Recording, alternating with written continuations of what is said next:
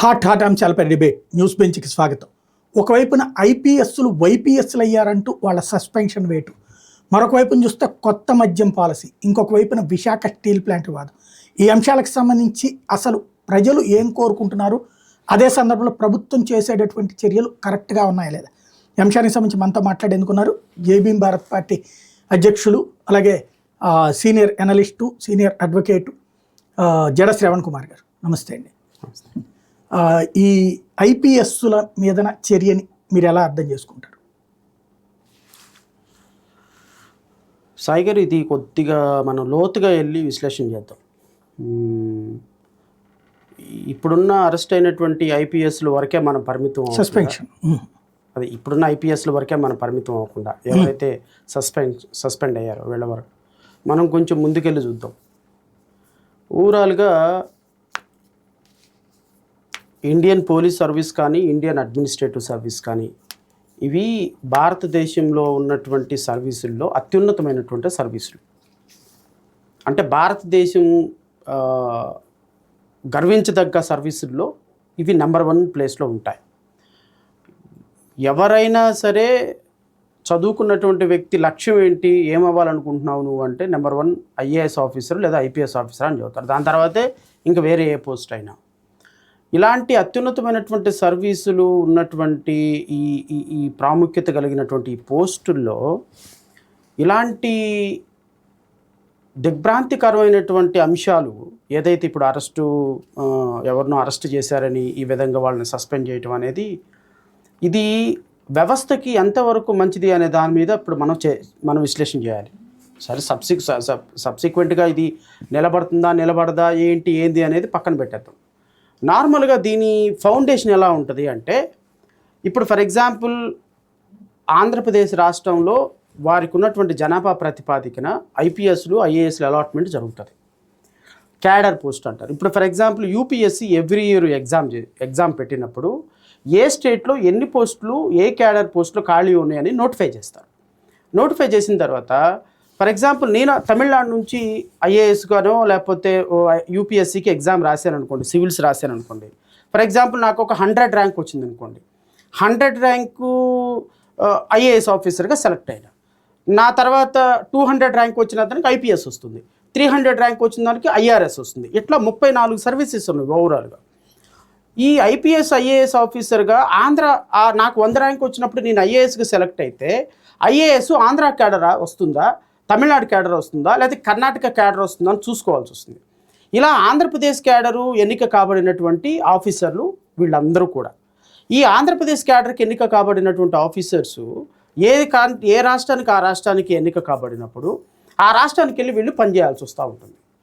కానీ ఏ రాష్ట్రానికి వెళ్ళిన ఐపీఎస్ ఆఫీసరు ఐఏఎస్ ఆఫీసరు పొలిటికల్గా వాళ్ళ బాసులు చెప్పే దానికి అనుగుణంగా పనిచేస్తూ ఉంటారు. అదేం పెద్ద నేరం కాదు, చట్టం కాదు. కానీ అత్యంత దుర్మార్గం ఏంటి అంటే, ఆంధ్రప్రదేశ్ రాష్ట్రానికి వస్తున్నటువంటి ఐపీఎస్లో ఐఏఎస్ ఆఫీసర్సు యూపీఎస్సీలో ఎగ్జామ్లో ఈ ఐఏఎస్ ఆఫీసులు ఐపీఎస్ ఆఫీసులు ఆంధ్రప్రదేశ్ క్యాడర్ వచ్చినా వదులుకోవటానికి, మేము ఈ రాష్ట్రానికి వెళ్ళమని చెప్పడానికి ఒక దుర్మార్గకరమైనటువంటి ప్రయోగాన్ని రాజకీయ నాయకులందరూ సృష్టించారనేది నా బాధ. అదేంటి అంతే మరి. ఇప్పుడు ఏమవుతుంది, వైఎస్ఆర్ కాంగ్రెస్ పార్టీలో 5 సంవత్సరాలు పనిచేసినటువంటి వైఎస్ఆర్ కాంగ్రెస్ పార్టీ 2014 నుంచి 19 వరకు తెలుగుదేశం పార్టీ పనిచేసింది. తెలుగుదేశం పార్టీలో పనిచేసింది కాబట్టి వెంకటేశ్వరరావు అప్పుడున్నటువంటి చీఫ్ ఇంటెలిజెన్స్, మాజీ ఇంటెలిజెన్స్ రేపొద్దు ఆయన తెలుగుదేశం పార్టీకి మొత్తాన్ని సమాచారం చేరవేశాడు, వైఎస్ఆర్ కాంగ్రెస్ పార్టీకి వ్యతిరేకంగా పనిచేశాడనే అభియోగంతో రావటంతోనే ఆయన్ని టార్గెట్ చేసి ఐపీఎస్ ఆఫీసర్గా ఆయన్ని సర్వీస్ నుంచి సస్పెండ్ చేశారు. ఏదో కొనుగోలు ప్రక్రియ తప్పులు జరిగినాయి, అది ఇది అని చెప్పి 5 years ఆయన క్యాట్కి వెళ్ళటం, సుప్రీంకోర్టుకి వెళ్ళటం, హైకోర్టుకు రావటం, క్యాట్కి వెళ్ళటం, సుప్రీంకోర్టుకి వెళ్ళటం, హైకోర్టుకు రావటం, అల్టిమేట్గా లాస్ట్ రిటైర్మెంట్ డే రోజున అతనికి ఒక పోస్టింగ్ ఇచ్చి తప్పనిసరి పరిస్థితుల్లో high court contempt of the court వేస్తే తప్పనిసరి పరిస్థితుల్లో అతన్ని పోస్టింగ్ ఇచ్చేశారు. పోస్టింగ్ ఇచ్చి రిటైర్ చేశారు. ఏదో సరే, ఆయన బాధ లేదు, ఆయన పడ్డాడు, అయిపోయింది. ఇది ఒక ప్రభుత్వానికి కరెక్టా అని ప్రశ్న మనం రాష్ట్ర ప్రజల తరఫు నుంచి అడగాలి. నేను వీపీ వెంకటేశ్వరరావు తప్పు చేశాడో, రైట్ చేశాడో, పొలిటికల్ అఫిలియేషన్ ఉందా లేదా నేను మాట్లాడటంలా. ఈ విధమైనటువంటి ప్రయోగానికి ఒక IPS officer IAS officer job చేసేటప్పుడు ఒక తప్పు చేశాడు, లేకపోతే పొలిటికల్గా ఒక మాట ఒకరికి సపోర్ట్ చేశాడనే అభియోగంతో ఒక సీనియర్ ఐపీఎస్ ఆఫీసర్ని ఇబ్బంది పెట్టి ఆ సీనియర్ ఐపీఎస్ ఆఫీసర్కి పోస్టింగ్ లేకుండా 5 years చేసిన వైఎస్ఆర్సీపీ కరెక్టా? వైఎస్ఆర్సీపీని మనం సపోర్ట్ చేద్దామా? వైఎస్ఆర్సీపీ చేసినటువంటి పనులు వాళ్ళు చేశారు కాబట్టి మనం వైఎస్ఆర్ కాంగ్రెస్ పార్టీని చాలా సీరియస్గా విపి వెంకటేశ్వరరావు విషయంలో ఇలా చేయడం తప్పు, ఇలా మాట్లాడటం తప్పని తెలుగుదేశం వాళ్ళు మాట్లాడారో లేదో నాకైతే తెలియదు, కానీ నాకు తెలిసి ఒక 100 డిబేట్లు ఆయన సపోర్ట్ చేస్తుంటా ఒక సీనియర్ ఐపీఎస్ ఆఫీసర్ పట్ల ఇది కాదు ప్రవర్తించే విధానం అని. ఇప్పుడు వాళ్ళు ఏం చేశారు, ఈయన్ని చేసిన విధానాన్ని ఆలోచనగా బేస్గా తీసుకొని వీళ్ళు నువ్వు చూపించిన విద్య కదా నీరజాక్ష అని ఆయన ఒకళ్ళని సస్పెండ్ చేస్తే వీళ్ళు వరుస పెట్టి సస్పెండ్ చేయడం మొదలుపెట్టారు. ఇప్పుడు ఈ అంశానికి వస్తా నేను. ఇది వైఎస్ఆర్ కాంగ్రెస్ పార్టీ హయాంలో చేసిన తప్పు, నేను చేస్తేనేమో తప్ప. నేను వైఎస్ఆర్ కాంగ్రెస్ పార్టీ నాయకులు ఎవరైతే డిబేట్లకు వచ్చి మాట్లాడుతున్న వాళ్ళు కూడా నేను అడుగుతున్నా, మీరు చేసింది తప్పు అయి కానప్పుడు మరి వీళ్ళు చేసిన తప్పని ఎలా అంటారు మీరు? ఇప్పుడు నేను ఫైనల్గా వైఎస్ఆర్ తెలుగుదేశం పక్కన పెట్టిన సాయి గారు, అల్టిమేట్గా ఐపీఎస్ ఐఏఎస్ అనే ఒక సిస్టమ్ గురించి మాట్లాడుతున్నా. సిస్టంలో ఒక ఆంధ్రప్రదేశ్ రాష్ట్రానికి వెళ్తే ఎవరికైనా ఒక మంచి సర్వీస్ వస్తుంది, అక్కడ ఎక్స్పీరియన్స్ వస్తుంది, ప్రభుత్వం గ్రీవియన్సెస్ని అడ్రస్ చేసే విషయంలో ఎక్స్పీరియన్స్ వస్తుంది, ప్రమోషన్ వస్తుంది, నా కెరియర్ బాగుంటుంది, నేను నా భవిష్యత్తు నా పిల్లలు బాగుంటారనే కదా ఎవడైనా ఉద్యోగంలో జాయిన్ అయ్యేది. అంతే. ఈ 5 సంవత్సరాలు వైఎస్ఆర్ కాంగ్రెస్ పార్టీలో పనిచేశాను, నెక్స్ట్ 5 years సస్పెన్షన్లో ఉంటాను, మళ్ళీ నెక్స్ట్ 5 years పొజిషన్లో ఉంటాను, ఇంకో 5 years సస్పెన్షన్లో ఉంటానంటే ఎవడైనా ఆంధ్రప్రదేశ్ రాష్ట్రం ఆప్ట్ చేస్తాడు సాయి గారు? ఎవడైనా ఆంధ్రప్రదేశ్ రాష్ట్రానికి ఇష్టపడతాడా? మిగతా రాష్ట్రాల్లో ఉన్న ఐపీఎస్ ఆఫీసర్లు మన రాష్ట్రంలో ఉన్న ఐపీఎస్ ఆఫీసర్ని ముఖం మీద ఉమ్మూసి చులకనగా చూస్తారా చూడరా? యాజ్ ఎ హ్యూమన్ బీయింగ్గా నేను మిమ్మల్ని అడుగుతాను, మీరు సమాధానం చెప్పండి. ఖచ్చితంగా అది అసలు ఆ వ్యవస్థని నాశనం చేసుకుంటున్నాం మనం అందులో. ఖచ్చితంగా. ఇప్పుడు ఇది వైఎస్ఆర్ కాంగ్రెస్ పార్టీ, జగన్మోహన్ రెడ్డి పత్తితులాగా ఇప్పుడు మాట్లాడుతున్నాడు. జగన్మోహన్ రెడ్డి పార్టీ వాళ్ళు మేము అసలు చచ్చిలను అని ఇప్పుడు మాట్లాడుతున్నారు. పోలీస్ వ్యవస్థని అంతగా ఎవరు ప్రొటెక్ట్ చేయలేదు. ఈరోజు చూసారా మా వాళ్ళని సస్పెండ్ చేసి గగ్గోలు పెడుతున్నారు. మీరు చేసింది ఏంటి? సీతారామాంజనేయులు వైఎస్ఆర్ కాంగ్రెస్ పార్టీలో అక్కడ పొద్దున్న 8 గంటలకి వైఎస్ఆర్ కాంగ్రెస్ పార్టీ జగన్మోహన్ రెడ్డితో స్టార్ట్ అయిన ఆయన ప్రస్థానం ఈవినింగ్ ఆయన పడుకునేటప్పుడు గుడ్ నైట్ తోటి బయటకు వచ్చేస్తాడు. ఆయన ఐపీఎస్ ఆఫీసర్గా పనిచేసిందేం లేదు. ఇంటెలిజెన్స్ చీఫ్ అంటే ఓకే, నో డౌట్, ఇంటెలిజెన్స్ చీఫ్కి కొన్ని పరిధులు ఉంటాయి. మీరు you should attach with the government and you should keep on monitoring the government related issues and all. అంతేగాని సజ్జల రామకృష్ణారెడ్డి కంటే హైలీ ఇన్ఫ్లుయెన్షియల్ పర్సన్ సీతారామాంజనేయులు, ఏది వైఎస్ఆర్ కాంగ్రెస్ పార్టీలో. సో ఒక ఐపీఎస్ అధికారిగా అత్యుత్సాహం ప్రదర్శించినప్పుడు నీకు పనిష్మెంట్ తప్పదు అనేటువంటి భావనతోటి ఇప్పుడు నేను మాట్లాడాల్సి వస్తుంది. వాస్తవంగా అలా మాట్లాడటం కూడా పొరపాటే. ఓవరాల్గా నేను కాంగ్రెస్ పార్టీ వైఎస్ఆర్ కాంగ్రెసా తెలుగుదేశమా అని నేను మాట్లాడటంలా. I'm talking about system, I'm talking about institution, I'm talking about Indian police service, I'm talking about Indian administrative service.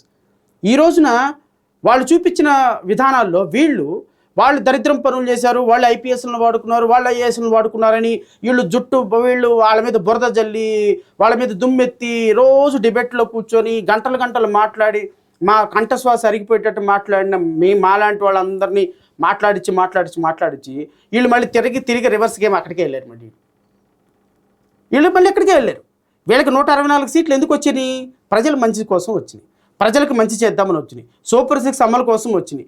ఇవన్నీ పట్టించుకోవటంలా, ఫ్యాక్టరీలు తెద్దామని లేదు. ఇప్పుడు వీళ్ళకి రెడ్ బుక్ రాజ్యాంగం అమల్లోకి వచ్చేసింది.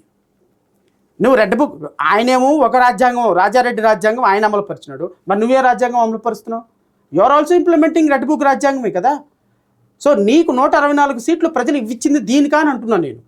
ఐపీఎస్ ఆఫీసర్లుగా ఆయన ఒక అమ్మాయిని తీసుకొచ్చి అరెస్ట్ చేశారు. అరెస్ట్ చేసిన విధానంలో ఏమైనా తప్పు ఉందా? అరెస్ట్ చేయటం తప్ప? అరెస్ట్ చేయటం పోలీస్ కస్టడీ తీసుకోవటం త్రూ కోర్టు ద్వారా జ్యుడిషియల్ ప్రాసెస్ ద్వారా ఒక అమ్మాయిని అరెస్టు చూపించి ఒక అమ్మాయిని జ్యుడిషియల్ ప్రాసెస్ ద్వారా పోలీస్ కస్టడీకి తీసుకొని జ్యుడిషియల్ ప్రాసెస్ ద్వారా ఎంక్వైరీ చేయడం తప్ప రైటా? అది కోర్టు చూసుకుంటుంది.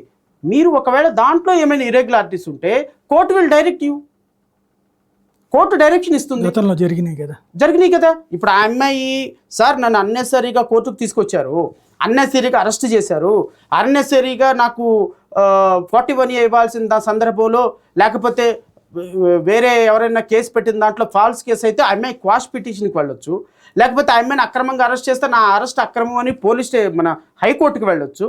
తన కాంపన్సేషన్ కోరొచ్చు, తన మీద కట్టినటువంటి ఇల్లీగల్ ఎఫ్ఐఆర్ని క్వాష్ చేయమని అడగచ్చు. There are so many alternative remedies. అంతేగాని దానికి చంద్రబాబు నాయుడు, దానికి ఒక సో కాల్డ్ మీడియా, దానికి పెద్ద పెద్ద ఎనలిస్టులు, దానికి సో కాల్డ్ గవర్నమెంట్ మొత్తం ఇన్వాల్వ్ అయిపోయి ఐపీఎస్ ఆఫీసర్లను టార్గెట్ చేయటం అంటే అర్థం ఏంటి అంటే, దీంట్లో ఒక స్టేషన్ హౌస్ ఆఫీసర్ ఎవరైనా సరే నార్మల్గా మీరు ఒక అమ్మాయి మీద రిపోర్ట్ ఇచ్చినప్పుడు రిమాండ్ రిపోర్ట్ రాసేది స్టేషన్ హౌస్ ఆఫీసర్ సాయి గారు, ఎఫ్ఐఆర్ కట్టేది స్టేషన్ హౌస్ ఆఫీసర్ సాయి గారు, దాని మీద రిమాండ్ రిపోర్ట్ రాసి ఆ అమ్మాయిని అరెస్ట్ చేసి కోర్టుకు తరలించేది station house officer, because it is a circle inspector level officer కదా. ఐపీఎస్ ఆఫీసర్కి ఏం సంబంధం? ఐపీఎస్ ఆఫీసర్ ఎక్కడ ఉంటాడు? ఎక్కడో హెడ్ క్వార్టర్లో కూర్చొని ఉంటాడు. ఆ అమ్మాయిని రిమాండ్ చేయడంలో డిస్క్రిప్షన్ పవరు, ఇప్పుడు మేము జడ్జెస్గా ఉన్నప్పుడు మాకు తెలుసు కొన్ని సందర్భాల్లో ఒక పొలిటీషియన్ అరెస్ట్ చేసి తీసుకొస్తారు. నా ముందు చాలా జరిగినాయి. కరెక్ట్గా 2016 ఐ థింక్ అప్పట్లో 41A కొత్తగా వచ్చింది. 41A కొత్తగా ఇంట్రడ్యూస్ చేశారు అన్నేష్ కుమార్ కేసులో. పోలీసులకు అవగాహన లేదు. అప్పటి వరకు ఈవెన్ మీరు రోడ్డు మీద వెళ్తున్నప్పుడు మీ బైక్ స్కిడ్ అయ్యి ఎవరినైనా గుద్దినా 337 అని చాలా చిన్న సెక్షన్, అది 6 months పనిష్మెంట్ ఉంటుంది. దాంట్లో కూడా వాళ్ళు అరెస్ట్ చేయాల్సిందే. బికాస్ 2016కి ముందు పోలీసులకు వెసులుబాటు లేదు. ప్రతి కేసులో కూడా వాళ్ళు అరెస్ట్ చేయాల్సిందే. బెయిల్ ఇవ్వాలా వద్దా అనేది మేము డిసైడ్ చేయాలి, అంటే యాజ్ ఎ కోర్టుగా జడ్జి డిసైడ్ చేయాలి తప్ప పోలీసులకు ఆ పవర్ లేదు. సో అప్పటి వరకు వాళ్ళు ఏం చేసేవాళ్ళు, ప్రతి చిన్న కేసులో అరెస్ట్ చూపించేవాళ్ళు. 2016లో అన్నేష్ కుమార్ జడ్జిమెంట్ వచ్చిన తర్వాత ఐ థింక్ 15-16 బిట్వీన్లో ప్రతి కేసులో అరెస్ట్ చేసి తీసుకొచ్చేవాళ్ళు. వాళ్ళకి మేము ఇలా చేయకూడదండి, సుప్రీంకోర్టు జడ్జిమెంట్ ఉంది, బిలో 7 years అఫెన్స్, మీరు రిటర్న్ చేసేయండి అని రిటర్న్ చేసుకుంటూ ఉండేవాళ్ళం. అట్లా ఒక 2 years 3 years సిరీస్ నడిచింది, పోలీసులు కూడా అవగాహన లేక. ఇలాంటి సందర్భంలో చాలామంది అరెస్ట్ చేసి రాగానే పొలిటీషియన్స్, లాయర్లు అందరూ వచ్చేసేవాళ్ళు, ఆర్గ్యుమెంట్ చెప్పేవాడు, సార్ మా వాడిని అరెస్ట్ చేశారు అన్నెసరిగా, ఇది బిలో 7 years అఫెన్స్ అని చెప్పినప్పుడు ఆర్గ్యుమెంట్ చెప్పుకొని కన్సిడర్ చేసేవాళ్ళం. 41A కన్సిడర్ చేసి ఇచ్చేసేయండి అని పంపించేవాళ్ళం. సేమ్ వే ఈ పాపది కూడా, ఎవరైతే ఆ అమ్మాయి మోసపోయాను అన్నిందో ఆ అమ్మాయి రేపొద్దున అరెస్ట్ అయ్యి ఒకవేళ బిలో 7 years కేసులో అరెస్ట్ అయ్యారు అనుకున్నప్పుడు ఆ అరెస్ట్కి రెస్పాన్సిబిలిటీ ఎవరిది అంటే SHOది. నాకు తెలుసు ఈ అరెస్ట్ వెనుక ఎస్పీ ఉన్నాడని తెలుసు, ఈ అరెస్ట్ వెనుక డిఎస్పీ ఉన్నాడని తెలుసు, ఈ అరెస్ట్ వెనుక హోమ్ మినిస్టరో లేకపోతే ఇంకొకటి ఉన్నాడని నాకు తెలుసు పొలిటికల్ రీజన్స్తో. కానీ యాజ్ ఎ లీగల్ మ్యాన్గా నేనేం చేయాలి, ఇక్కడ సంతకం ఎవడు పెట్టాడు వాడినే బుక్ చేయాలి తప్ప వీడు అనుకోండి నేను బుక్ చేయడానికి లేదు నాకు పవరు. సిమిలర్ వే ఒక పాప ఒక అమ్మాయికి అన్యాయం చేసిన సందర్భంలో అక్రమ అరెస్టు అంటే ఆ అమ్మాయిని తీసుకొచ్చి ఇక్కడికి వచ్చి చేశారు అంటే దానికి SHO బాధ్యుడిని చేయాలి తప్ప దానిపైన ఉన్నటువంటి ఇంటెలిజెన్స్ ఆఫీసర్ని, ఇటుపక్క కూర్చున్నటువంటి సూపరింటెండెంట్ ఆఫ్ పోలీస్ని, సూపరింటెండెంట్ ఆఫ్ పోలీస్తో కాఫీ తాగినటువంటి ఇంకో జిల్లా సూపరింటెండెంట్ ఆఫ్ పోలీస్ని అరెస్ట్ చేసి సస్పెండ్ చేసి బాధ్యులను చేయటం ఒక్కసారి కరెక్టా కాదా అని ఆ నాయకుల్ని, తెలుగుదేశం నాయకుల్ని ఒక్కసారి కరెక్టా కాదా అని అరెస్ట్ చేసినటువంటి తెలుగుదేశం వాటి కలితే ఇన్స్ట్రక్షన్స్ని పాటించేటువంటి ఐపీఎస్ ఆఫీసర్లు, IAS ఆఫీసర్లని, లేకపోతే దీనికి ఇన్స్ట్రక్షన్స్ ఇస్తున్నటువంటి రాజకీయ నాయకుల్ని, ఈ ఇన్స్ట్రక్షన్స్ని తూచా తప్పకుండా పాటిస్తున్నటువంటి పోలీస్ ఆఫీసర్ని ఒకసారి ఆత్మవిమర్శ చేసుకోమని కోరుతున్నాను. రైట్. ఇప్పుడు వీళ్ళకి సస్పెండ్ అయిన తర్వాత అరెస్ట్ చేస్తే ఎలా ఉంటుంది? అరెస్ట్ చేసే అవకాశం ఉంటుంది.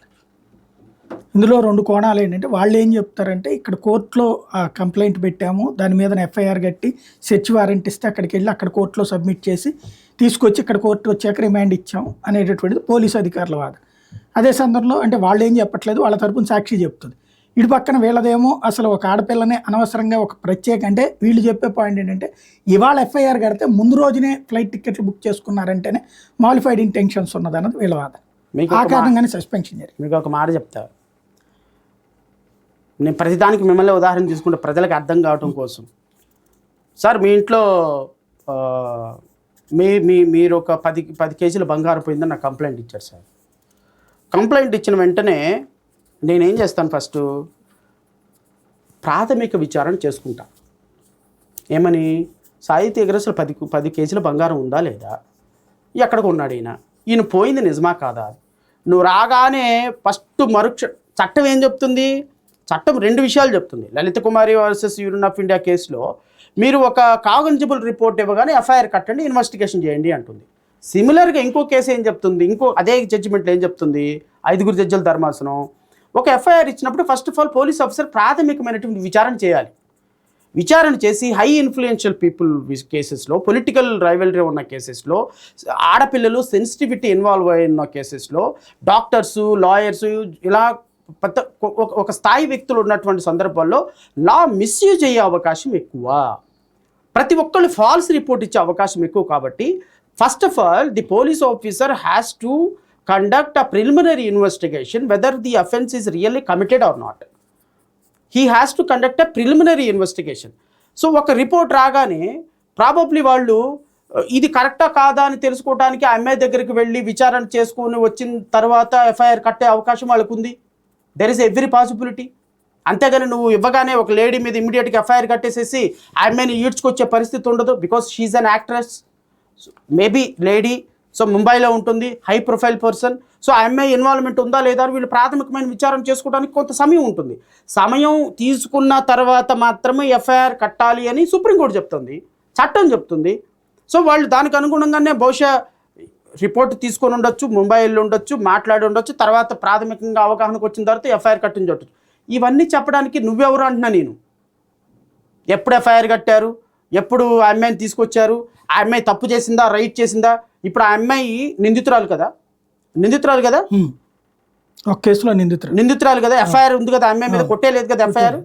మరి ఆ అమ్మాయిని తీసుకొచ్చి, నిందితురాలను తీసుకొచ్చి మీడియాలో కూర్చోబెట్టి ఆ అమ్మాయిని యాజ్ ఇఫ్ షీజ్ ఎన్ ఇన్నోసెంట్గా ప్రొజెక్ట్ చేస్తున్నారు కదా. ఇది ఎంతవరకు కరెక్టు?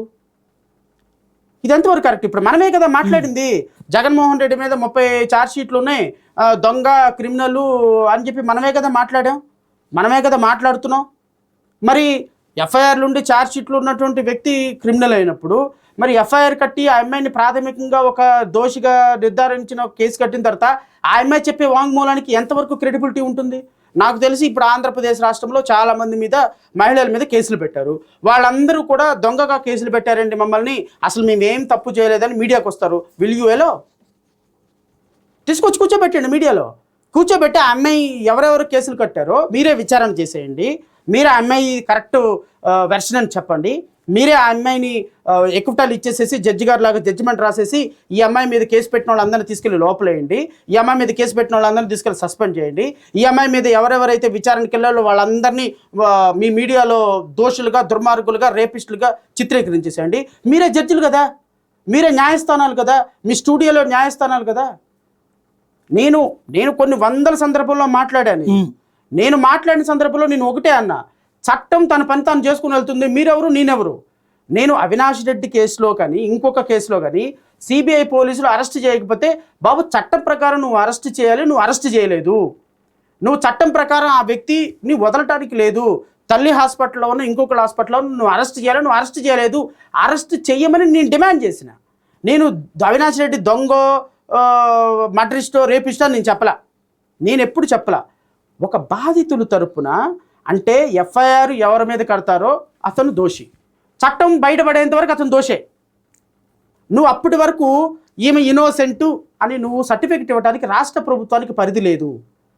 ఇప్పుడు ఆమె దోషి కాదని ముఖ్యమంత్రి చెప్పగలడా? ఒక రాష్ట్ర ప్రభుత్వం, పోలీసు ఎఫ్ఐఆర్ కట్టారు, గుర్తుపెట్టుకోండి. కట్టింది ఎవరో తెలుసా? ముద్రేస్తారు ఆంధ్రప్రదేశ్ రాష్ట్ర ప్రభుత్వం, సీల్ ఉంటుంది ఎఫ్ఐఆర్ మీద. నువ్వు సిఆర్డీ యాక్ట్ తయారు చేస్తే, అమరావతిని రాజధానిగా చేసి జగన్మోహన్ రెడ్డి రద్దు చేస్తే, రాష్ట్ర ప్రభుత్వం చట్టం తయారు చేసింది, నువ్వు రద్దు చేసే అధికారం లేదని మేము అన్నాం.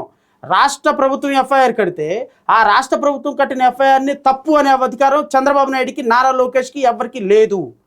చట్టం ప్రకారం ఆ అమ్మాయి బయటపడాలి, చట్టం ఆ అమ్మాయిని నిర్దోషిగా విడుదల చేయాలి, చట్టం ఆ అమ్మాయి మీద పెట్టిన కేసు తప్పు కేసు అనాలి, చట్టం ఆ అమ్మాయి మీద కేసు పెట్టినటువంటి ఆఫీసర్ది తప్పు, ఆ అమ్మాయిని అరెస్ట్ చేయటం తప్పు. ఆ అమ్మాయిని ఇలా అరెస్ట్ చేసే విషయంలో, సహకరించే విషయంలో ఐపీఎస్ ఆఫీసర్లు కూడా ఇన్వాల్వ్ అయి ఉన్నారు. వాళ్ళ మీద ఎంక్వైరీ వేయమని అడిగినప్పుడు రాష్ట్ర ప్రభుత్వంగా నువ్వు ముందుకు రావాలి. కానీ ఒక అమ్మాయి వచ్చి అబ్బే నేను నా మీద దొంగ కేసు పెట్టారని చెప్తే డిబేట్లు కండక్ట్ చేసి, మీడియా కండక్ట్ చేసేసి, మీడియా ట్రయల్ చేసేసి, ఐపీఎస్ ఆఫీసర్ని అరెస్ట్ చేసి, ఐపీఎస్ ఆఫీసర్ని సస్పెండ్ చేసి, ఆ అమ్మాయికి యు ఆర్ క్లీన్ అని చెప్పేసి ముద్రేసేసి ఆ అమ్మాయికి ఇచ్చేస్తే, దీన్ని ఆడపిల్లల్ని వాడుకొని రాజకీయం చేయటం లుచ్చా రాజకీయం అనరా సాయి గారు, లఫంగి రాజకీయం అనరా సాయి గారు, పనికి మాలిన ఎందుకు పనికిరాని పనికి మాలిన రాజకీయం అనరా సాయి గారు దీన్ని. ఆడపిల్లల్ని అడ్డం పెట్టుకొని రాజకీయం చేసి, ఆడపిల్లల్ని అడ్డం పెట్టుకొని మీడియాలు కండక్ట్ చేసి, ఆడపిల్లల్ని అడ్డం పెట్టుకొని ఐపీఎస్ని ఐఏఎస్ని సస్పెండ్ చేయటం ఇది ఒక రాష్ట్ర ప్రభుత్వ స్థాయిలో అవసరమా? ఆలోచించుకో. రైట్. విశాఖ స్టీల్ ప్లాంట్ అన్నటువంటిది బ్లాక్ పార్ట్నర్ ఏదైతే అక్కడ ఫర్నిష్డ్ ఉంటుందో 2 అయిపోయినాయి, 2 మూసేశారు, 3వది కూడా ప్రాబ్లం వస్తుందని ఒకవైపు ఏమో అక్కడ ఉన్నటువంటి కార్మిక సంఘాలు ఉద్యమిస్తున్నాయి. అదే సమయంలో మేము కాపాడుతామని ఎన్డీఏ అంటుంది, మేము ఇంతవరకు కాపాడుకొచ్చామని వైసీపీ అంటుంది. విశాఖ స్టీల్ ప్లాంట్ రన్ అవుతుందా, సర్వైవ్ అవుతుందా, ప్రైవేట్ అవుతుందా? అదే ఇంతకుముందు టాపిక్ క్లోజ్ అవ్వకుండానే మీరు ఇటు వచ్చారు. బట్ మీరు అడిగిన ప్రశ్నకి సమాధానం చెప్పిన తర్వాత స్విచ్ అవుతాం, దీనికి స్విచ్ ఆన్ అవుతాం. అమ్మాయి విషయంలో పోలీస్ ఆఫీసర్లు అరెస్ట్ చేస్తారా అని అడిగారు ఇంతకుముందు కదా. నేనేమంటానంటే వీళ్ళని సస్పెండ్ చేసింది బేసింగ్ ఆన్ ఒక కమిటీ రిపోర్ట్ తోటి. ఇప్పుడు లాని మిస్యూజ్ చేసి వీళ్ళని ఏ బేసిస్ తోటి సస్పెండ్ చేశారు, వీళ్ళ ఇన్వాల్వ్మెంట్ ఏసీపీతో విచారణ చేయించారు. ఆ ఏసీపీ ఇట్లాగా ముందు రోజునే టికెట్ బుక్ చేసుకున్నారు అని చెప్పింది. సరే, ఎంత ఎక్స్టెంట్ ఆఫ్ ఎలిగేషన్స్ వీళ్ళ మీద ఉన్నాయో నాకు తెలియదు, వీళ్ళ మీద ఏ విధమైన ఎలిగేషన్స్ పెట్టారో నాకు తెలియదు. ఒకవేళ ఆ అమ్మాయి మీద వీళ్ళు ఏమైనా రేప్ అటెంప్ట్ చేయబోయినారని ఎలిగేషన్ పెట్టారో కూడా నాకు తెలియదు. ఆ అమ్మాయి మీద అత్యాచారం చేయడానికి వీళ్ళు ప్రయత్నం చేశారు, ఐపీఎస్ ఆఫీసర్లు అని పెట్టే మహానుభావులే వీళ్ళు. అలాగ పెట్టి ఉండి అలాగ ఏమైనా పర్సనల్గా ఇప్పుడు ఆ అమ్మాయి చేత చెప్పించేస్తారు వీళ్ళు. ఎందుకంటే వీళ్ళు గ్రౌండ్ ప్రిపేర్ చేశారు, ఒక అమ్మాయి బేస్గా మొత్తం గ్రౌండ్ ప్రిపేర్ చేశారు. ఇప్పుడు ఏది రావాలన్నా కూడా ఏమవుతుంది, ఉమెన్ అందరూ అయ్యో పాపం అంటారు, మీరు నేను మాట్లాడలేము. సో ఎలా చేశారు, ఒక ఐపీఎస్ ఆఫీసర్లు అయ్యుండి ఒక ఆడపిల్లని ఏ విధంగా హింసిస్తారా అని ఒక సెంటిమెంట్ తోటి వచ్చేటువంటి 2 ఈ అమ్మాయి కూడా చాలా సీరియస్గా వాళ్ళకి సపోర్ట్ చేస్తుంది, ఇన్స్ట్రుమెంట్గా మారిపోయింది. సో దీనికి అద్భుతంగా గవర్నమెంట్ తోడైంది. సో వడ్డించేవాడు మనోడు అయిపోయినాడు, వడ్డించడానికి మీడియా కూడా ఫెసిలిటేట్ చేస్తుంది. సో ఓవరాల్గా ఈ అమ్మాయి ఇప్పుడు ఏమి చెప్పినా కూడా అది భగవద్గీత అయిపోద్ది, అది కాన్స్టిట్యూషన్ అయిపోతుంది. ఇప్పుడు ఈ అమ్మాయి చెప్పే ప్రతి స్టేట్మెంటు మీకు ఎంత దారుణం అంటే, ఈ అమ్మాయి పోలీస్ స్టేషన్కి వెళితే రిపోర్ట్ ఇవ్వడానికి ఆ పోలీస్ స్టేషన్లో నుంచి కూడా లైవ్ ఇస్తున్నారు. పోలీస్ స్టేషన్లో ఈ అమ్మాయి ఏం మాట్లాడుతుంది, సిఐతో ఎస్ఐతో వీళ్ళ లాయర్ తోటి వాళ్ళందరూ వెళ్ళి ఎవరో పాపం లాయర్లు బతుకు తెరువు కోసం ఉండే లాయర్లు అందరూ వెళ్ళి ఈ అమ్మాయి పక్కన కూర్చొని మాట్లాడుతుంటే ఆ అమ్మాయి లైవ్ కార్యక్రమం పెట్టేశారు, ఛానల్స్లో లైవ్ పెట్టేశారు. అంటే ఒక ఇష్యూని దాన్ని మెచ్యూరిటీ తేవటానికి ఒక వ్యవస్థ ఎలా పనిచేస్తుందో చూడమంటున్నాను నేను. ఇప్పుడు ఆ అమ్మాయిని బాధితురాలుగా ప్రొజెక్ట్ చేసి రేపొద్దున ఆ అమ్మాయి దగ్గర నుంచి వీళ్ళ మీద ఏం కేసు కడతారనేది నాకు తెలియదు ఇంతవరకు. But there are certain possibilities, there are every possibility. వీళ్ళ మీద ఈ అమ్మాయి మీద ఈ విధమైనటువంటి మ్యాలిషియస్ ఇంటెన్షన్ తోటి కేసులు కట్టారు. ఈ అమ్మాయిని వేరే అతనికి ఫెసిలిటేట్ చేయడానికి వీళ్ళ మీద కేసు కట్టారు. ఈ అమ్మాయిని కస్టోడియల్ ఇంట్రాగేషన్కి తీసుకొచ్చి కస్టోడియల్ హరాస్మెంట్ చేశారు. ఇట్ అమౌంట్స్ టు అఫెన్సెస్ ఉన్నాయి, కొన్ని అఫెన్సెస్. సో లాని మిస్యూజ్ చేసుకోవటం, కస్టోడియల్ ఇంట్రాగేషన్లో ఈ అమ్మాయిని హెరాస్ చేయటం, మరి ఇంకా అదర్వైజ్ ఇంకేమైనా ఫేవర్స్ అడిగారని రాస్తారో ఏమో నాకు తెలియదు. ఎఫ్ఐఆర్ఏ కదా, మన చేతిలో ఉండే పనే కదా, రాసేస్తారు. సో నేను అనుకోవటం వీళ్ళని ఎఫ్ఐఆర్లు అయితే మాత్రం వీళ్ళ మీద నమోదవుతాయి. ఎందుకంటే వీళ్ళని సస్పెన్షన్ని ఇంకా 5 years వరకు వీళ్ళకి పోస్టింగ్ ఉండకుండా ఉండాలి అంటే ఈ ఎఫ్ఐఆర్స్ చాలా ఇంపార్టెంట్. ఈ ఎఫ్ఐఆర్స్ ఉండకపోతే వీళ్ళ సస్పెన్షన్ స్టాండ్ అవ్వదు. ఎందుకు అంటే ఇంకొక 6 నెలల్లో ఖచ్చితంగా వాళ్ళని రీఇన్స్టేట్ చేయాలి as per rules 4 months as per government rule ప్రకారం. ఇప్పుడున్న పరిస్థితుల్లో 4 months తర్వాత సస్పెన్షన్ పీరియడ్ 2 years వరకు they can extend. So 2 years తర్వాత కూడా వీళ్ళని సస్పెన్షన్లో ఉంచాలి అంటే దెర్ ఇస్ అనదర్ ప్రొవిజన్. వాళ్ళ మీద క్రైమ్ పెండింగ్లో ఉంటే సస్పెన్షన్ కంటిన్యూ చేయొచ్చు, unless and until the case acquitted. ఈ దీంట్లో ఇన్వెస్టిగేషన్ కంప్లీట్ చేయరు, ఛార్జ్ షీట్ వేయరు. ఈ మధ్యకాలంలో ఇంకా సిరీస్ ఆఫ్ వేరే కేసెస్ 1-2 కేసెస్ పెట్టే అవకాశం ఉంది. సో ఓవరాల్గా వీళ్ళని 5 సంవత్సరాల వరకు పోస్టింగ్ లేకుండా గ్రౌండ్ ప్రిపేర్ చేశారు. నేను అనుకోవటం అరెస్టు దాకా వెళ్ళే అవకాశం ఉండదు, కానీ వీళ్ళని మాత్రం 5 years వరకు మాత్రం వీళ్ళని అరెస్ట్ చేయాలంటే ప్రాబ్లం ఏంటంటే మళ్ళీ అరెస్ట్ చేయాలి అంటే 17A అప్లికబిలిటీ వస్తుంది. గవర్నర్ కాదు, ప్రెసిడెంట్ ఆఫ్ ఇండియా, వీళ్ళు ఇండియన్ ఐపీఎస్లు కదా. సో అక్కడ పర్మిషన్ కావాల్సి వస్తుంది వీళ్ళకి, వీళ్ళు అపాయింట్ అయ్యేది గజెట్ తోటి. సో వీళ్ళు అయితే ఇంకొక కంటెన్షన్ ఏంటంటే ఇది అఫీషియల్ డిశ్చార్జ్ ఫంక్షన్ కాదు కాబట్టి వీళ్ళకి వర్తించదని ఇంకొక కంటెన్షన్ తీసుకోవచ్చు. ఏదేమైనా ఓవరాల్ గా ఒక ఐపీఎస్ ఆఫీసర్ని అరెస్ట్ చేయడం అంటే it's not easy task. They have to get the permission from central లెవెల్లో నుంచి పర్మిషన్స్ కావాలి. బట్ ఎఫ్ఐఆర్లు అయితే రిజిస్టర్ అవుతాయని నేను అనుకుంటున్నా. ఈ ఎఫ్ఐఆర్లు మాత్రం స్టాండ్ బైగా పెట్టుకుంటారు, అరెస్టుల దాకా వెళ్ళరు అనేది నాకున్న గట్ ఫీలింగ్. మేబీ ఆ అమ్మాయి ఏమైనా నన్ను సెక్సువల్గా అబ్యూజ్ చేశారనే పదం వాడితే మాత్రం ఆ 376 లాంటి ఎఫ్ఐఆర్ కూడా వీళ్ళ మీద పడే అవకాశం ఉంది. సో వీళ్ళ మీద అది కనుక వచ్చింది అంటే అరెస్ట్ మాత్రం మ్యాండేటరీ అవుతుంది. సో అది ఇంతవరకు నాకైతే ఏ కేసెస్ ఫౌండేషన్ రిపోర్ట్ బయటికి రాలేదు కాబట్టి ప్రైమా ఫేసీ చెప్పలేను. బట్ ప్రైమా ఫేసీ అయితే మాత్రం రాబోయే 5 సంవత్సరాల్లో ఈ ముగ్గురు ఆఫీసర్లతో పాటు ఇంకొక 7-8 మంది ఐపీఎస్ 16 మంది ఐపీఎస్ ఆఫీసర్ల. సో ఈ 16 మంది ఐపీఎస్ ఆఫీసర్లో లేకపోతే గ్రూప్ 1 ఆఫీసర్లో మళ్ళీ కన్ఫర్మ్డ్ క్యాడర్ ఉన్నారు. వాళ్ళకు కూడా అందరికి కూడా కలిపి ఈ 5 years మాత్రం వీళ్ళకి ఇంట్లో కూర్చోబెట్టి జీతం ఇచ్చే అవకాశం అయితే ఉంటుంది. ప్రస్తుతానికైతే మాత్రం మనం అంతవరకు చెప్పచ్చు. అండ్ ఇప్పుడు మీరు అడిగిన సెకండ్ స్టీల్ ప్లాంట్కి సంబంధించి సాయి గారు, స్టీల్ ప్లాంట్ అనేది నేను అనుకోవటం ఇది ఆంధ్రప్రదేశ్ రాష్ట్రంలో 5.5 కోట్ల మంది ప్రజల యొక్క ఒక సెంటిమెంట్ అటాచ్ అయినటువంటి ఒక ఇన్స్టిట్యూషన్. నేను దీన్ని ఏదో ఒక 10,000 మందికి ఎంప్లాయ్మెంటో 25,000 మందికి ఎంప్లాయ్మెంట్ ఇచ్చే ఇన్స్టిట్యూషన్గా నేను చూడను. ఎందుకంటే 17 మంది బలిదానంతో ఏర్పడినటువంటి ఇన్స్టిట్యూషన్ అది. ఆంధ్రప్రదేశ్ రాష్ట్రంలో గట్టిగా ఒక 10,000 మందికి ఉపాధి కల్పించేటువంటి ఒక ఫ్యాక్టరీ పేరు ఉన్న చెప్పమని మిగతా రాష్ట్రాలను అడిగితే స్టీల్ ప్లాంట్ ఉంది కదా మీకు అంటారు. అంటే ఆంధ్రప్రదేశ్ రాష్ట్రానికి ఒక తలమానికమైనటువంటి ఇన్స్టిట్యూషన్ స్టీల్ ప్లాంట్ ఇన్స్టిట్యూషన్. ఈ స్టీల్ ప్లాంట్ ఇన్స్టిట్యూషన్లో నాకు తెలిసి ఒక ఎకరం 5 కోట్ల రూపాయలు అమ్మేటువంటి ఒక 30,000 ఎకరాలు స్టీల్ ప్లాంట్కి ఇప్పుడు ప్రాపర్టీస్ ఉన్నాయి. అంటే వీళ్ళు నిజంగానే స్టీల్ ప్లాంట్ని నడపాలి అంటే వీళ్ళ ఆలోచన అంతా కూడా స్టీల్ ప్లాంట్లో ఉన్నటువంటి మిషనరీ కావచ్చు, స్టీల్ ప్లాంట్కి సంబంధించినటువంటి అసెట్స్ కావచ్చు, ఈ అసెట్స్ మీద స్టీల్ ప్లాంట్కి ఉన్నటువంటి ల్యాండ్ల మీద మెయిన్ ఫోకస్ అయ్యాయి. ఇక్కడ స్టీల్ ప్లాంట్ అనేది 5,000 కోట్లు 3,000 కోట్లు డజంట్ మ్యాటర్ అట్ ఆల్. ఇది ఎవరికి ఇచ్చినా కూడా దాన్ని రన్ చేయగలుగుతారు. ఈ స్టీల్ ప్లాంట్ అనేది కంటిన్యూస్గా in spite of difficulties in getting raw material and all, in spite of so many hurdles, steel plant గత సంవత్సరం అంతకుముందు సంవత్సరం లాభాల్లోనే నడిచేది ఎన్ని యూనిట్లు అయినప్పటికీ కూడా స్టీల్ ప్లాంట్ లాభాల్లో నడుస్తుంది. ఈ స్టీల్ ప్లాంట్ని ప్రైవేటు పరం చేయాలనేటువంటి దుర్మార్గకరమైనటువంటి బీజేపీ చర్యలకి సపోర్ట్ చేస్తున్నది మొదటి నుంచి కూడా జనసేన, తెలుగుదేశం పార్టీ. నేను 4th అక్యూజ్డ్గా జగన్మోహన్ రెడ్డిని కూడా అంటాను. నేను ఎందుకు అంటాను అంటే భారతీయ జనతా పార్టీ దేశవ్యాప్తంగా తీసుకున్నటువంటి నిర్ణయంలో ఒక పాలసీ డెసిషన్లో స్టీల్ ప్లాంట్ని కూడా అమ్మాలి అనేటువంటి ఒక పాలసీ డెసిషన్ అది. ఈ స్టీల్ ప్లాంట్ని అమ్మాలి అంటే అర్థం ఏంటంటే నాకు తెలిసి 3 లక్షల కోట్ల రూపాయల land bank policy, land bank ఉంది వాళ్ళకి. ఇప్పుడు మీకు స్టీల్ ప్లాంట్ని కొంటే స్టీల్ ప్లాంట్కి ఉన్నటువంటి భూములతో సహా అమ్మాల్సిందే. ఇంకొక దుర్మార్గకరమైన విషయం ఏంటంటే స్టీల్ ప్లాంట్ కట్టడానికి మీలాంటి రైతుల దగ్గర నుంచి, నాలాంటి రైతుల దగ్గర నుంచి భూమి తీసుకున్నారు.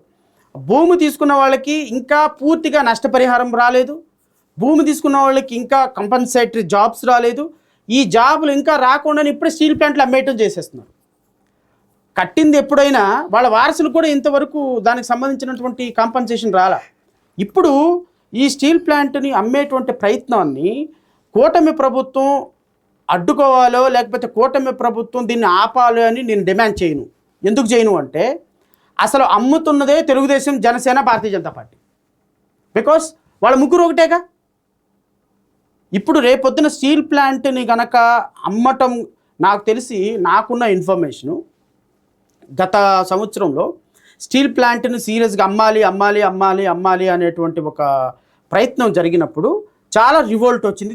మొత్తం ఓవరాల్గా దేశంలో కొంత తెలుగు ప్రజలు అండ్ ఆంధ్రప్రదేశ్లో మరి ముఖ్యంగా తెలంగాణ నుంచి కూడా మనకు సపోర్ట్ వచ్చినప్పుడు అందరు పవన్ కళ్యాణ్ని పవన్ కళ్యాణ్ నువ్వు తెలుగుదేశం నువ్వు భారతీయ జనతా పార్టీకి దగ్గర కదా, నువ్వు ఎందుకు డిమాండ్ చేయటం లేదంటే వీళ్ళందరూ కలిసి కూర్చొని ఒక డిస్కషన్ జరిగినట్టుగా నాకు ఫస్ట్ హ్యాండ్ ఇన్ఫర్మేషన్ ఒక మీడియా ప్రతినిధి నాతో చెప్పింది ఏంటంటే 2024లో స్టీల్ ప్లాంట్ అమ్మటాన్ని బ్రహ్మాది దేవులు వచ్చిన ఆపలేరు అని. ఎందుకు అంటే వీళ్ళకి కావాల్సింది ఎలక్షన్ రిజల్ట్ వాళ్ళకి ఫేవర్గా రావటం. ఒక్కసారి కనుక రిజల్ట్ ఫేవర్గా వచ్చేసిందంటే తర్వాత 5 సంవత్సరాల తర్వాత రాజు ఎవరో రెడ్డి ఎవడో కాబట్టి ఇక అమ్మేసుకోవచ్చు అనే క్లియరెన్స్ తెలుగుదేశం పార్టీ ఇచ్చినట్టుగా జనసేన ఇచ్చినట్టుగా నాకున్నటువంటి ఇన్ఫర్మేషన్. భారతీయ జనతా పార్టీ ఇప్పుడు అమ్మితే మీకు రేపొద్దున మన ఎలక్షన్లో దెబ్బ కొడతారు ప్రజలు, కాబట్టి ఎలక్షన్ అయ్యేంతవరకు ఆగండి. ఎలక్షన్ అయిన తర్వాత దాని మీద ఒకవేళ అమ్మటం అంటూ జరిగితే అప్పుడు మేము అపోర్ట్ చేస్తాం, పక్కన పెడితే మేము ప్రతిపక్షంలో ఉన్నాం, మేము ఏం చేయొచ్చు అనొచ్చు. లేకపోతే ఒకవేళ అయిపోతే అమ్మేసుకుంటే మేము అధికారంలో ఉన్నాం కాబట్టి ప్రజలు ఎవడు మాట్లాడటానికో లేకపోతే ప్రజలు మా మీద విమర్శ చేసుకున్న అధికారం వచ్చేసింది కాబట్టి మాట్లాడటానికి కావచ్చు అని ఇది ప్రజలను చేసినటువంటి మోసం. కూటమి ప్రభుత్వం స్టీల్ ప్లాంట్ విషయంలో భారతీయ జనతా పార్టీతో కుమ్మక్కయ్యి ఈరోజు రాష్ట్రంలో ఉన్నటువంటి వేలాది ఉద్యోగాలు పోగొట్టేటువంటి ఒక దుర్మార్గకరమైనటువంటి భారతీయ జనతా పార్టీ రచనకి దీనికి పాత్ర పోషిస్తున్న పవన్ కళ్యాణ్, చంద్రబాబు నాయుడు సమాధానం చెప్పాలి. చిలకలూరుపేటలో చంద్రబాబు నాయుడు, పవన్ కళ్యాణ్ మోడీని అపర రాముడు అని పొగిడినటువంటి, అపర భగీరథుడు అని పొగిడినటువంటి వీళ్ళందరూ రేపు స్టీల్ ప్లాంట్ విషయంలో భారతీయ జనతా పార్టీ తీసుకున్న నిర్ణయానికో భారతీయ జనతా పార్టీ చేయబోయే ప్రయత్నానికో పూర్తి స్థాయిలో ప్రజలకు సమాధానం చెప్పకపోతే నేనైతే ఖచ్చితంగా చెప్తున్నా, చరిత్రలో చంద్రబాబు నాయుడు, పవన్ కళ్యాణ్ అనే వాడిని ఆంధ్రప్రదేశ్ రాష్ట్రంలో తిరగనివ్వటం కాదు కదా, ఆంధ్రప్రదేశ్ రాష్ట్రంలో కనీసం ఓటు అడగటానికి కూడా అర్హత సాధించరు. చెప్పులతోటి చాటలతోటి రాష్ట్ర ప్రజల వాళ్ళని తెలంగాణ సరిహద్దుల వరకు తరిమి కొట్టే రోజైతే ఒకరోజు వస్తుంది.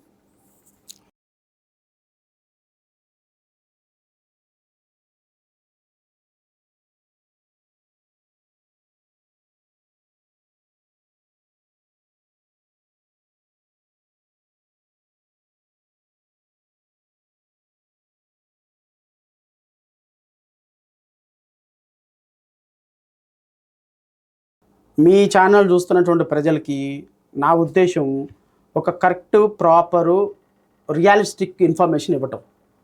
నేను ఈ విషయంలో ఖచ్చితంగా 100కి 100% రెండు ప్రభుత్వాలని నేను విమర్శించదలుచుకున్నాను.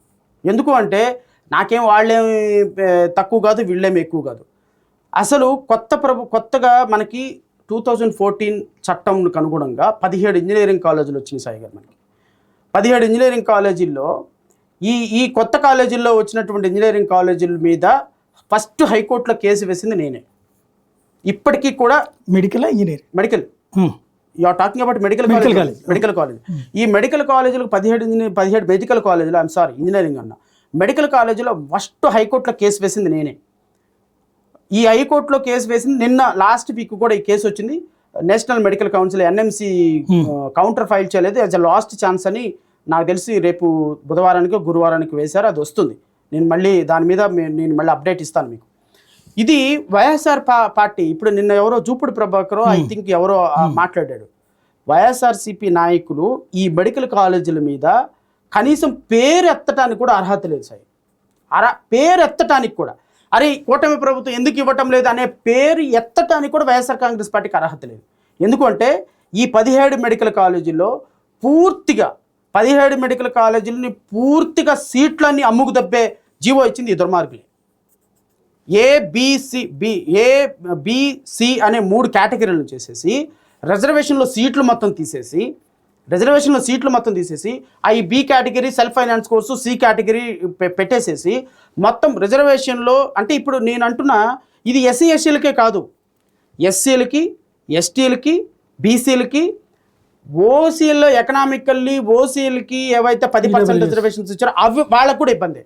ఈ 17 ఇంజనీరింగ్ కాలేజీలో నేను ఛాలెంజ్ చేస్తున్నా, మెడికల్ కాలేజీలో నేను ఛాలెంజ్ చేస్తున్నా, ఈ 17 మెడికల్ కాలేజీలో ఒక్క సీటు 10% కోటాలో ఒక్క ఓసీకి రాదు.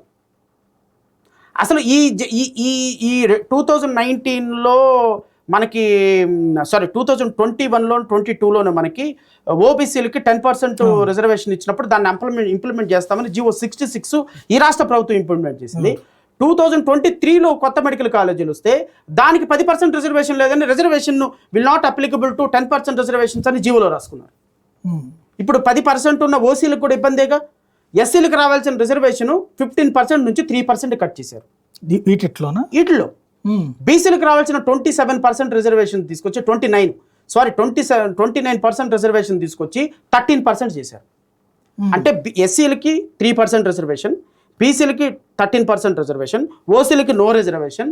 ఓవరాల్గా రిజర్వేషన్లో ఉన్నటువంటి సీట్లు మొత్తం 70% సీట్లు పేమెంట్ సీట్లు చేసి పడేశారు. 70% సీట్లు 70% సీట్లు. ఇప్పుడు మీరు వచ్చి 19 లక్షలు అంటే మీకు అమ్మేస్తారు. ఇంకొకటి వచ్చి 20 సీట్లు పెట్టారు. ఏ కేటగిరీ, బి కేటగిరీ, సి రిజర్వేషన్లో సీట్లు అన్నీ తీసుకుని వెళ్ళి పేమెంట్ సీట్లు చేసి పడేశారు. ఫస్ట్ అసలు జీవో చూడగానే చీఫ్ జస్టిస్ చూడగానే ఈ దేశంలో ఇట్లాంటి రిజర్వేషన్ పాలసీ, ఇట్లాంటి జీవో నేను ఎక్కడ చూడలేదా అన్నాడు. One it's about to suspend, GO is about to suspend. Advocate general వచ్చి అబ్బాయి సార్ కౌన్సిలింగ్ జరుగుతుంది, మేము దాన్ని రివ్యూ చేసుకుంటాం, ఒక అవకాశం ఇవ్వండి మాకు, నేను అడ్వైజ్ చేస్తాను గవర్నమెంట్కి, నేను అడ్వైజ్ చేసి వాళ్ళని విత్డ్రా చేసుకోమని చెప్తానని చెప్పేసి he endorsed on bench. When advocate general చెప్పిన తర్వాత chief justice sir okay you do it అని చెప్పేసి పోస్టింగ్ నెక్స్ట్ వీక్ పోస్ట్ చేశారు. Next week election, summer vacation, అది ఇదని ఇప్పటి వరకు it did not see the light of the day. వీళ్ళు వచ్చి ఇప్పుడు పతివ్రత కబుర్లు చెప్తున్నారు. అబ్బాయి మెడికల్ కాలేజ్ ఇప్పుడు వీళ్ళు ఏమన్నా తక్కువ తిన్నారంటే నువ్వు నేర్పిన విద్య కాదు నేరజాక్షన్ వీళ్ళు కూడా. ప్రజలకి రియలిస్టిక్ ఇన్ఫర్మేషన్ వెళ్ళాలి అనేది నా బాధ. నేను వైఎస్ఆర్ విమర్శించాలి, తెలుగుదేశం విమర్శించాలనే ఉద్దేశం కాదు. ఇప్పుడు ఆల్మోస్ట్ 200 సీట్లు 300 సీట్లు పిల్లలకు రావాల్సిన సీట్లు పోగొట్టినట్టేగా. ఆ ప్రభుత్వంలో ఇప్పుడు ఈ సోకాళ్ళు మాట్లాడినటువంటి పనికిమాలిన సోదిగాళ్ళు అందరూ వచ్చి అధికార ప్రతినిధిగా మాట్లాడే వాళ్ళందరూ ఆ జీవో గురించి చెప్పమని చెప్పండి. మీ ప్రభుత్వంలో ఇచ్చినటువంటి జగన్మోహన్ రెడ్డి ఇచ్చినటువంటి జీవో గురించి మాట్లాడమని చెప్పండి. ఈ సోకాళ్ళు ఆడెవడో పనికిమాలిన వాళ్ళు వచ్చి మాట్లాడుతున్నారు కదా మీడియాలో. నేను ఈ జీవోలు చూపిస్తాను మీకు, ఈ జీవోలను చూసి ఈ జీవోలు కరెక్టా కాదా చెప్పండి వాళ్ళు. ఇంత ఉంటే ఈ జీవోలను విత్డ్రా చేస్తామని చంద్రబాబు నాయుడు ఆయన మేనిఫెస్టోలో ఆయన హామీ ఇచ్చారు. ఈ జీవోలు నేను విత్డ్రా చేస్తానని. ఇప్పుడు హైకోర్టులో సార్ విత్డ్రా చేయడానికి మాకు ఒక వారం టైం ఇవ్వండి, నెల టైం ఇవ్వండి అని గత 3 వారాల నుంచి టైం తీసుకుంటున్నారు. ఇలా ఉంటాయి వీళ్ళ మాటలు ఎలా ఉంటాయి. ఇప్పుడేమో కొత్త కాలేజీలకు మాకు అవసరమే లేదు, ఇప్పుడు అక్కడ మెడికల్ సీట్లు వస్తే ఇవి జగన్మోహన్ రెడ్డి తీసుకొచ్చిన మెడికల్ సీట్లు, జగన్మోహన్ రెడ్డికి ఎక్కడ పేరు వెళ్తాను ఈ కూటమి ప్రభుత్వం యొక్క దొంగ నాటకం. ఇప్పుడు ఈ హెల్త్ మినిస్టర్ కూడా అదే పరిస్థితి. ఇప్పుడు చంద్రబాబు నాయుడు, నారా లోకేష్ వీళ్ళందరూ అదే పరిస్థితి, ఉప ముఖ్యమంత్రి. ఇప్పుడు రాష్ట్రానికి రావాల్సిన 300 సీట్లు ఎక్కడికో ఇంకా 300 సీట్లు వస్తే ఇంకా మనకు కొత్త సీట్లు రావాలని ఇంకా మనం బతిమలాడాల్సింది పోయి, భంగపడాల్సింది పోయి, ఈరోజు నువ్వే మోకాలు అడ్డం పెడుతున్నావు. జగన్మోహన్ రెడ్డి ఏమో వచ్చిన సీట్లేమో అమ్ముకు తప్పాడు, నువ్వేమో రాకుండానే అమ్ముకు తప్పుతున్నావు. నువ్వు ఈ రాష్ట్రానికి ఇంకా మీ ఇద్దరు చేసింది ఏంటి? పెద్ద కోడిగుడ్డు తప్ప, బోడుగుండు తప్ప ఇంకా ఈ రాష్ట్రానికి ఈ ఇద్దరు ప్రభుత్వాలలో వచ్చిన నష్టం, జరిగిన అనర్థం మంచి ఏంటి? కేంద్ర ప్రభుత్వం 2014 తర్వాత పోనీలే అని చెప్పి ఆ చట్టంలో ఉన్న మనకున్నటువంటి వెసులుబాటుని బట్టి ఆ సెక్షన్ 93 ప్రకారం కొన్ని మెడికల్ కాలేజీలు పడేసింది.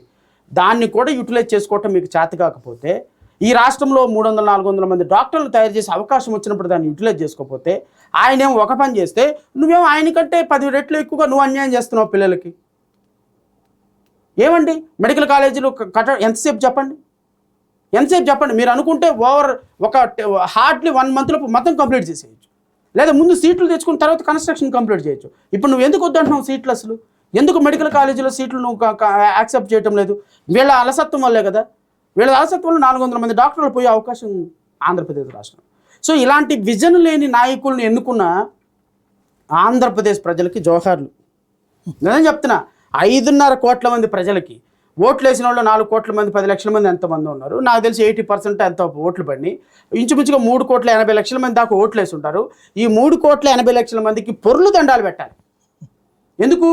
అసలు వీళ్ళ విఘ్నత, వీళ్ళ ఆలోచన, ఎవడు ముఖ్యమంత్రి అవ్వాలి, ఎవడు ఉప ముఖ్యమంత్రి అవ్వాలి, ఎవడు విద్యాశాఖ మంత్రి అవ్వాలి, వాడికి అసలు నాలెడ్జ్ ఉందా లేదా, వీడు అసలు చదువుకున్నవాడా లేడా, వీడు మనకి మంచి చేస్తాడా లేదా, వీళ్ళు మనకి ఏమన్నా తీసుకొస్తాడా లేదా, ఏం లేదు. నేను డ్రైట్తో ఊరేగిస్తాను కానీ నారా లోకేష్ ఎమ్మెల్యే పాతాలను తొక్కుతాను జగన్ నిన్ను అనగానే ఉప ముఖ్యమంత్రి. మనలాంటి వాళ్ళకి మాట్లాడటం రాదు. మనమేమంటాము? ప్రజాస్వామ్యబద్ధంగా మేము మంచి చేస్తాము, ప్రజలకు మంచి చేస్తాము, మిమ్మల్ని ఓడిస్తాము, అంతవరకే. కానీ ఈ బూతులు వ్యవహారం మనకి రాదు, మనం నచ్చం ప్రజలకి. రైట్. మద్యం పాలసీ అన్నటువంటిది ఇంప్లిమెంట్ చేయబోతున్నారు. ఎస్పెషల్లీ ప్రైవేట్ మద్యం దుకాణాలు రాబోతున్నాయి. మరొక వైపున పర్మిట్ రూమ్స్ ఇవి. ఇంకోవైపున మహిళా సంఘాలందరూ సంయుక్తంగా లేదు ప్రభుత్వ మద్యం దుకాణాలే ఉండాలి, ఓ డ్రై డే ఉండాలి, మిగతా కొన్ని సిస్టమ్స్ తీసుకురావాలని చెప్తున్నారు. ఇప్పుడు నేను అంటాను, మద్యం పాలసీ ఎవరి ఇష్టం వచ్చినట్టు వాళ్ళు పెట్టుకునే అవకాశం ఉంది. మీరు వరుస పెట్టి ఓట్లు గుద్దేసిన తర్వాత ముఖ్యమంత్రి చంద్రబాబు నాయుడు చేసి, ఉప ముఖ్యమంత్రిగా ఒక సినిమా యాక్టర్ని చేసి, ఒక మంత్రిగా ఈ రాష్ట్రంలో రెడ్ బుక్ రాజ్యాంగాన్ని అమలుపరుస్తారని పట్టుకొని తిరిగినటువంటి వ్యక్తిని రాజ్యాంగం చేసిన తర్వాత ఇప్పుడు ఉద్యమాలు దేనికి అంటున్నాను నేను. వాళ్ళకి మీరు 164 సీట్స్ ఇచ్చింది, ఫుల్ మ్యాండేట్ ఇచ్చింది దేనికి? వాళ్ళు ఏం పని చేసినా ఓకే అని కదా. ఇప్పుడు మద్యం పట్టుకొని మళ్ళీ మహిళలు వెళ్ళటం ఏంటి? మళ్ళీ ఇప్పుడు ప్లే కార్డులు పట్టుకొని వెళ్ళటం ఏంటి? సో మద్యం ధరలు తగ్గిస్తామని ముందే హామీ ఇచ్చారు. హామీ ఇచ్చారు. వాళ్ళు చాలా క్లియర్గా ఉన్నారు. వాళ్ళు ఎంత క్లియర్గా ఉన్నారు అంటే, రాజ్యాంగంలో రెడ్ బుక్ అమలు పరుస్తానని చెప్పాడు, అమలు పరుస్తున్నాడు. ఆయన చెప్పిన దానికి ఏమీ వెనకపోలేదే. మద్యం ధరలు తగ్గిస్తామన్నాడు, తగ్గిస్తాడు. మద్యాన్ని ప్రైవేట్ పరం చేస్తా అన్నాడు, చేస్తున్నాడు. పర్మిట్ రూములు పెడతా అన్నాడు, పెడుతున్నాడు. ఇంటికి రేపొద్దున చీప్ మద్యాన్ని సప్లై చేస్తామన్నాడు, సప్లై చేస్తాడు. దానికి ఏముంది తప్పు?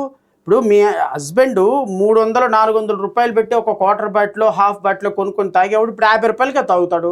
అప్పుడు ఒకటే తాగేవాడు ఇప్పుడు 3 తాగుతాడు. నష్టం ఏముంది? 3 తాగినా 3 యాపిల్ 150 రూపాయలు, ఇంకా 150 రూపాయలు మిగులుతాయి కదమ్మా. అది నాణ్యమైన మద్యం వస్తుంది. ప్రాణాలు పోయే ప్రాబ్లం లేదు. సో ఇంటికి వచ్చి తాగి భర్త పడుకున్నా ప్రశాంతంగా తెల్లవారు లేచి డ్యూటీకి వెళ్ళిపోతాడు. అమ్మ నా భర్తకి ఏమైపోద్దో, నా భర్త తాగాడు, ఈ బీర్ ఏమైపోద్దో, డీహైడ్రేట్ అయిపోద్దో అని బాధపడాల్సిన పని లేదు.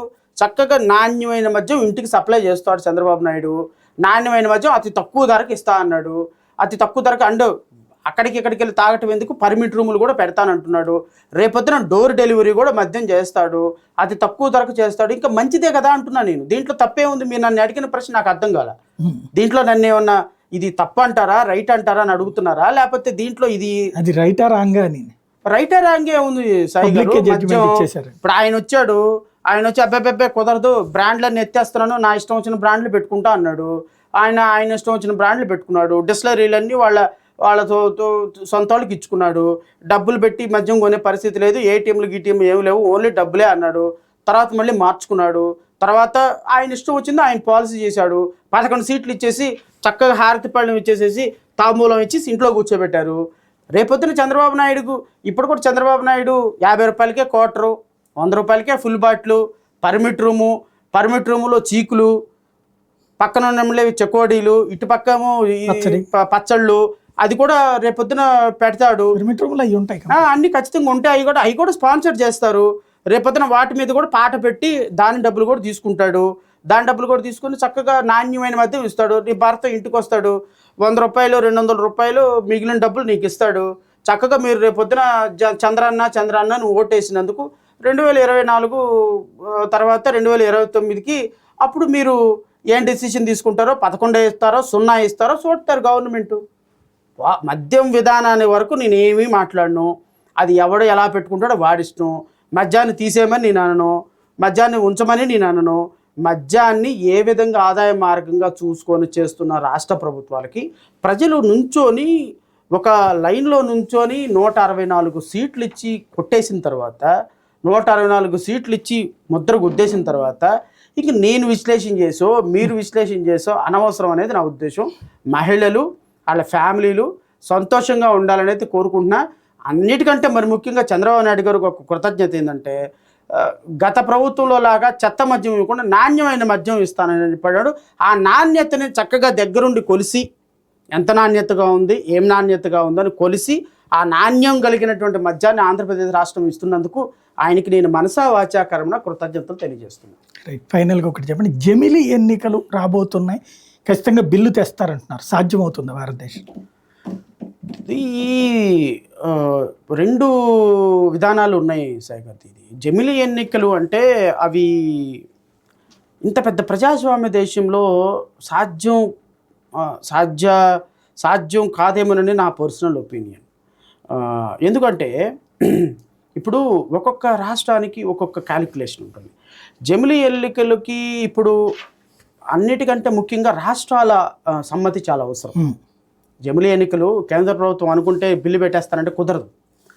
దీనికి ఒక అధ్యయనం అవసరం, రాష్ట్ర ప్రభుత్వాల కన్సెంట్ అవసరం. ఒక కమిటీ వేసి రామ్నాథ్ కోవింద్ ఆధ్వర్యంలో చేశారు, కానీ నాకు తెలిసి 18 రాష్ట్రాలు దీనికి వ్యతిరేకంగా వచ్చారు. 18 రాష్ట్రాలు నాకున్న అవగాహన ప్రకారం. మేబీ అది కరెక్టో కాదో నాకు తెలీదు, నేను ఎక్కడో ఒక కాలంలో చదివిన. బీజేపీ పాలిత రాష్ట్రాలు అయితే ఓకే అన్నాయి, ఎన్డీఏ పాలిత రాష్ట్రాలు, ఎన్డీఏ ఏతర రాష్ట్రాలు, ఎన్డీఏ పాలిత రాష్ట్రాలు ఆబ్వియస్లీ ఓకే అంటే కదా, ఎన్డీఏ వాళ్ళు చెప్తే అది డెసిషన్ తీసుకుంటారు, ఆల్రెడీ వాళ్ళు ఓకే అంటారు. కానీ నాకున్న అవగాహన ప్రకారం జమిలీ ఎన్నికలు కొన్ని టెక్నికల్ ప్రాబ్లమ్స్ వస్తాయి. ఇప్పుడు దేశవ్యాప్తంగా ఒకేసారి ఎన్నికలు అంటే you are talking about both state and centre, అంతే కదా, స్టేట్ అండ్ సెంటర్. ఈ స్టేట్ అండ్ సెంటర్లో పెట్టినప్పుడు నెంబర్ 1 కొన్ని రాష్ట్రాలకి టెన్యూర్ ఫర్గో అవ్వాల్సి వస్తుంది. ఇప్పుడు తెలంగాణకి మనకి 1 year గ్యాప్ ఉంది కదా, ఢిల్లీకి మనకి 1 year గ్యాప్ ఉంది, అండ్ మిగతా రాష్ట్రాలకి మనకి తమిళనాడుకి మనకి 3 years గ్యాప్ ఉంది. అట్లా రకరకాల గ్యాప్ ఉంది. ఇప్పుడు ఫర్ ఎగ్జాంపుల్ వీళ్ళు ఒక జమిలీ ఎన్నికలు ఒక డేట్ అనుకున్నారు అనుకోండి, ఎప్పుడు 2028 జనవరి అనుకున్నారు అనుకోండి. 2028 జనవరికి చాలా రాష్ట్రాలకి వాళ్ళ స్టేట్ ఎలక్షన్ డ్యూ ఇంకా ఉంటుంది. మనకేమో 2028 అనుకున్నారు, మనకేమో 2029 మేలో ఎన్నికలు. అంటే ఇప్పుడున్నటువంటి కూటమి ప్రభుత్వం 1 year ముందుగా డిజాల్వ్ అవుతుంది. 1 year ముందుగా డిజాల్వ్ అవటం ప్రజాస్వామ్యంలో కరెక్టా? నేను ఒప్పుకొని అన్నాడు అనుకోండి ముఖ్యమంత్రి, అప్పుడు ఏంటి? సో రాష్ట్రాల సమ్మతి చాలా అవసరం. అండ్ ఇంకొక క్యాలిక్యులేషన్ ఏంటంటే, కేంద్ర ప్రభుత్వానికి రాష్ట్ర ప్రభుత్వాలకి ఒకేసారి ఎన్నిక జరిగినప్పుడు, మన ఆంధ్రప్రదేశ్ రాష్ట్రం అంటే తీసేయండి, ఒకేసారి ఎన్నిక జరుగుతాయి. కొన్ని రాష్ట్రాలకి కేంద్రానికి వేరుగా, రాష్ట్రాలకు వేరుగా జరుగుతాయి. జరిగినప్పుడు ఒక్కసారే కేంద్ర రాష్ట్రాలకు జరిగినప్పుడు క్యాలిక్యులేషన్స్ మారుతాయి. సో కొంతమంది ఒక ఓటు రాష్ట్రానికి, ఇంకో ఓటు కేంద్రానికి, ఒక ఓటు కేంద్రానికి, ఇంకో ఓటు ఎంపీకి ఒకరికి, ఎమ్మెల్యేకి ఒకరికి, ఇట్లా వేసే పరిస్థితుల్లో కొంత వాళ్ళ పొలిటికల్ సినారియోస్, అది చాలా పెద్ద సబ్జెక్టు, మన దాంట్లోకి వెళ్ళలేం. బట్ అవుట్లైన్ మాత్రం ఓవరాల్గా చూస్తే ఈ జమిలీ ఎన్నికల కాన్సెప్ట్ అనేది ఇంపాసిబుల్ అనేది నాకున్న అభిప్రాయం. కానీ నరేంద్ర మోడీ టెండెన్సీ చూసిన తర్వాత, ప్రైమ్ మినిస్టర్ గారి టెండెన్సీ చూసిన తర్వాత నథింగ్ ఈజ్ ఇంపాసిబుల్. నాకు తెలిసి 370 అబ్రోగేషన్, కాశ్మీర్ స్పెషల్ స్టేటస్ తీసేస్తాడని చరిత్ర అనుకోలే, తీసేసాడు. తలాక్ పోతుందని చరిత్ర అనుకోలే, తీసేసాడు. బాబ్రీ మసీద్ గెలుస్తుందా ఓడుతుందా, ఎవరు గెలుస్తారని అనుకోలే, తీసేశారు. ఈ విధంగా కేంద్ర ప్రభుత్వం వారికి ఉన్నటువంటి చట్టాలను వాడి ఇంపాసిబుల్ థింగ్స్ని పాసిబుల్ చేసి ఒక పొలిటికల్ గేమ్ ఆడటంలో వీళ్ళు చాలా నిష్ణాతులు. సో ఈ నిష్ణాతులైనటువంటి వీళ్ళు రేపొద్దున బిల్లు ప్రవేశపెట్టి రాష్ట్రాల మీద కత్తి పెట్టి, మెడ మీద కత్తి పెట్టి, ఏమంది చంద్రబాబు నాయుడు ఉన్నాడు, ఏం చంద్రబాబు నాయుడు గారు ఏది జమిలీ ఎన్నికలకు వస్తారా రారా అన్నారనుకోండి, ఏమంటుంది ఎస్ఐ గారు వచ్చి మా దేనికో దానికి చందా అడిగితే ఇస్తావా ఇవ్వా అంటే ఇవ్వనని నువ్వు అనగలవా యాజ్ ఎ బిజినెస్ చేసేవాటి వ్యక్తిగా? సో ఇవ్వను అంటేనో లేకపోతే నేను సపోర్ట్ చేయను అంటేనో ఏం జరుగుద్దో, వెంటనే సిపిఐ ఎలా అవుతుందో, ఈడీ ఎలా అవుతుందో ఈయనకి తెలుసు. అబ్బాయి మీరు చెప్పిందే కరెక్ట్. ఇట్లా భయపెట్టి కొంత చేయొచ్చు. కొంతమందికి అడ్వాంటేజ్ ఉంటుంది, కొంతమందికి డిస్అడ్వాంటేజ్ ఉంటుంది. సో ఓవరాల్గా జమిలీ ఎన్నికలు అనేవి మరి ఒక్కసారే కాకుండా 2 దశలు అయితే 2 దశల్లో ఏమైనా ఆలోచన చేయొచ్చు.